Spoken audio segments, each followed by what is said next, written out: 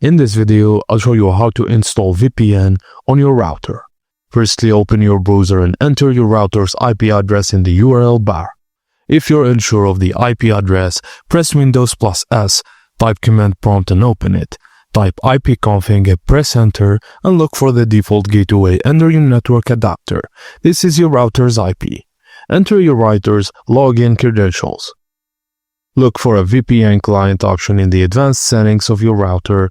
The exact location depends on the router's make and model. If you don't see the option, it may indicate your router doesn't support VPN. Now, refer to VPN provider setup guidelines.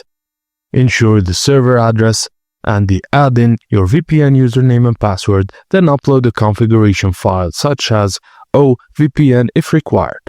After setup, check if your VPN connection is active. Open your browser and search what is my IP on Google. Verify that the display IP matches your VPN server location.